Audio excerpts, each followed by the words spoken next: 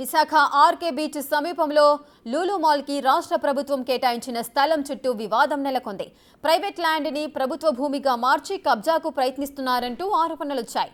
ప్రభుత్వ భూమి అని చెప్పి లూలు ఇంటర్నేషనల్ మాల్కు అప్పగించేందుకు ప్రయత్నిస్తున్న వారిని అడ్డుకుంటామని లాయర్ శివానంద అంటున్నారు.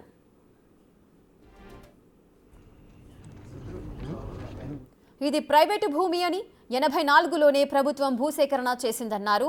దీనిపై హైకోర్టులో 4 పిటిషన్లు పెండింగ్లో ఉన్నాయన్నారు. సుప్రీంకోర్టులో కూడా పిటిషన్ ఫైల్ చేశామని శివానంద చెబుతున్నారు. రైతులు భయపడి కోర్టును అప్రోచ్ అవ్వలేదన్నారు. న్యాయస్థానాల్లో పిటిషన్లు పెండింగ్లో ఉంటుండగానే జీవో ఇష్యూ చేయకముందే కోర్టును ఆశ్రయించామని శివానంద చెబుతున్నారు. ఈ భూమి 22A లేదని, ఒకవేళ గవర్నమెంట్ భూమి అయితే 22A లిస్టులో చేర్చాలి కదా అని అడ్వకేట్ ప్రశ్నించారు.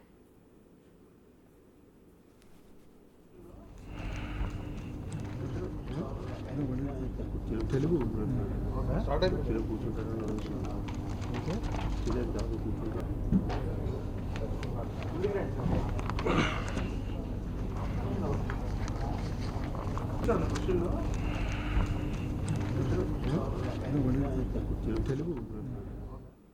దశాబ్దాలుగా ఉన్న డాక్యుమెంట్స్తో మీడియా ముందుకు వచ్చామన్నారు.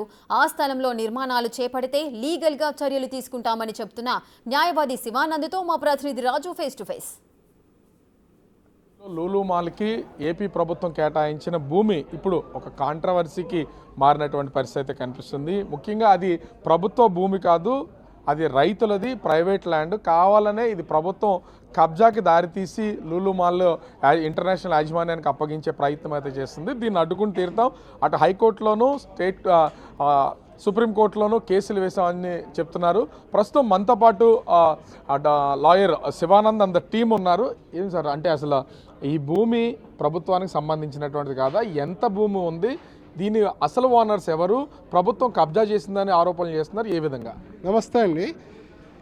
ఇది ప్రైవేట్ భూమి కాదండి, ప్రభుత్వ భూమి కాదండి. ఇది పక్కా ప్రైవేట్ భూమి అండి. లూలు ఇంటర్నేషనల్ షాపింగ్ మాల్కి సంబంధించింది. ఇది 1984లోనే గవర్నమెంట్ ప్రైవేట్ వ్యక్తుల దగ్గర ల్యాండ్ ఎక్విజిషన్ చేసింది. వాళ్ళ పేర్లు చెప్పడం నాకు ఇష్టం లేదు. మీడియా ల్యాండ్ ఎక్విజిషన్ చేసిందంటే ఎంత చేసింది? మొత్తం భూమి అంతా చేసింది. అసలు భూమి ఎంత ఉంది, ఇప్పుడు ఎంత చేశారు? 10 ఎకరాలు ఇది ప్రైవేట్ వ్యక్తుల పేరున 10 ఎకరాల 10 సెంట్లు మాత్రమే ఉందండి. అప్పట్లో 1984లో 29 సెంట్లు గవర్నమెంట్ ల్యాండ్ ఎక్విజిషన్ రోడ్ పర్పస్లో చేసిందండి, special deputy collector. And moreover దీని మీద రిజిస్టర్డ్ డాక్యుమెంట్స్, ఎస్ఎఫ్ఐ డంగలు అన్నీ ఉన్నాయండి. సో ప్రైవేట్ వ్యక్తుల పేర్లు చెప్పడం మాకు ఇష్టం లేదు మీడియా ముఖంగా. కానీ దీని మీద హైకోర్టులో 4 రిట్ పిటిషన్స్ పెండింగ్ ఉన్నాయి.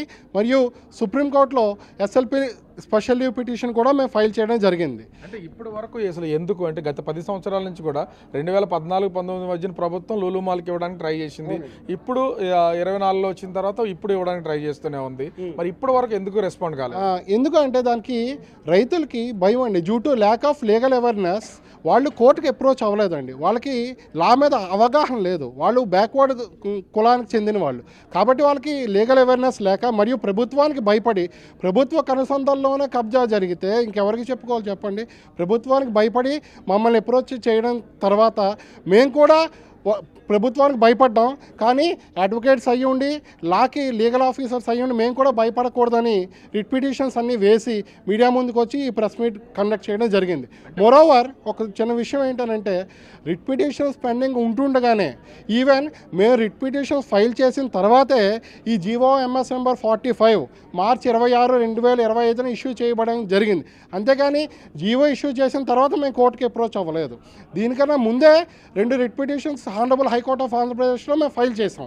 మరియు ఈ జీవో మీద మేము ఛాలెంజ్ చేసాం. అంటే ఇది ప్రభుత్వ భూమి అని కానీ, లేదా 22Aలో ఉందని కానీ ప్రభుత్వం వైపు నుంచి ఏ విధమైనటువంటి ఆధారాలు వాళ్ళకు ఉన్నాయా ప్రభుత్వానికి? ఇది 22A లిస్టులో లేదండి. ఒకవేళ గవర్నమెంట్ భూమి అయితే 22A లిస్టులో చేర్చాలి కదా. ఇప్పటిదాకా అది 22A లిస్టులో లేదండి. ఈ జీవో ఎంఎస్ నెంబర్ 45 ఇష్యూ చేసినంత వరకు. కాబట్టి ఇది పక్కా ప్రైవేట్ భూమి అనే మేము క్లెయిమ్ చేస్తున్నాం. అంటే ఎలా గవర్నమెంట్కి సంబంధించినటువంటి వాళ్ళు ఇది మా భూమి అని క్లెయిమ్ చేయడానికి అసలు ఆ ల్యాండ్లోకి ఎలా ఎంటర్ అయ్యారు? దాదాపుగా 1000 కోట్ల నుంచి 1500 కోట్ల వాల్యూ ఉన్నటువంటి ల్యాండ్ ఇది. ఇది 1947 నుంచి కూడా రిజిస్టర్డ్ డాక్యుమెంట్స్ ఈ ప్రైవేట్ వ్యక్తుల వారసులు పూర్వీకుల పేరు మీద రిజిస్టర్ చేయబడి జరిగిందండి. మేము ఇవాళ ఎన్నో డాక్యుమెంట్ పట్టుకొని రావట్లేదు. స్వాతంత్రం రాకముందు నుంచి రిజిస్టర్డ్ డాక్యుమెంట్స్తో మేము మీడియా ముందుకు వచ్చాం, హైకోర్టులో కూడా ఫైల్ చేసాం. అంతేగాని వీళ్ళు ఇవాళ వచ్చారు కదా అని చెప్పి మేము ఏదో పేపర్ పట్టుకొని రాలేదు. మేము ఎటువంటి పొలిటికల్ పార్టీకి చెందిన వాళ్ళం కాదు. ఓన్లీ మేము ఒక ప్రైవేటు వ్యక్తులకు అన్యాయం జరుగుతున్నది అని చెప్పి మాత్రమే మా లీగల్ సిండికేట్ ఏదైతే ఉందో ఒక అభిప్రాయం తీసుకొని కోర్టులో ఫైల్ చేసి లీగల్గా పోరాడడం చేయడం జరుగుతున్నది. అంటే ప్రభుత్వం లూలు మాల్కి ల్యాండ్ అయితే అలాట్ చేసింది. ఇప్పుడు ప్రభుత్వం కనుక వాళ్ళకి ల్యాండ్ ఇచ్చి మొత్తం అంతా అయిపోతే వాళ్ళు శంకుస్థాపన చేసి కన్స్ట్రక్షన్ కనుక స్టార్ట్ చేసే అవకాశం ఉంది. అలా జరగనిస్తారా? జరగనివ్వండి, ఎట్టి పరిస్థితిలో జరగనివ్వం. ఎందుకంటే ఎంత ప్రభుత్వ అధికారంలో ఉన్న న్యాయం మీద మాకు నమ్మకం ఉంది. న్యాయం గెలుస్తుంది ఎప్పటికైనా సరే. కోర్టు నుంచి ఆర్డర్లు తీసుకొచ్చినా సరే మేము ఆపుతామండి. ఇప్పటి వరకు ఇన్ని రిట్ పిటిషన్లు వేసినా దేనికి గవర్నమెంట్ నుంచి రిప్లై లేదని చెప్తున్నారు. మరి అసలు వచ్చిందా? వాళ్ళు ఏమైనా రెస్పాండ్ అయ్యే అవకాశం ఉందా? వాళ్ళు తప్పకుండా ఉన్నాయి. కౌంటర్స్ వేయాలండి, కోర్టులో వేయాలి. ఇప్పటిదాకా అయితే ఎటువంటి కౌంటర్స్ వేయకపోవడం వల్ల ఆర్డర్స్ ఎటువంటివి రాలేదు. కౌంటర్స్ వేయాలి, తప్పకుండా ఆర్డర్స్ వస్తాయి. ఒకవేళ కౌంటర్ వేయకపోతే ఫర్దర్గా మీరు తీసుకున్న స్టెప్ ఏంటి? ఎక్స్పర్ట్ మాకే వస్తుంది, ఆర్డర్ పట్టుకుని మేము పొజిషన్లోకి వెళ్తామండి.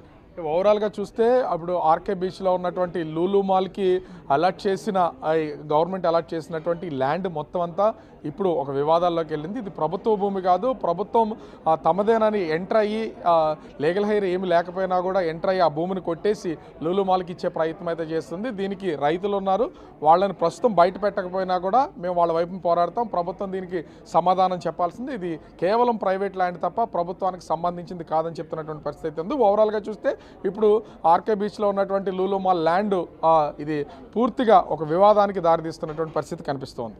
కెమెరామెన్ రాముతో రాజు, బిగ్ టీవీ, విశాఖపట్నం.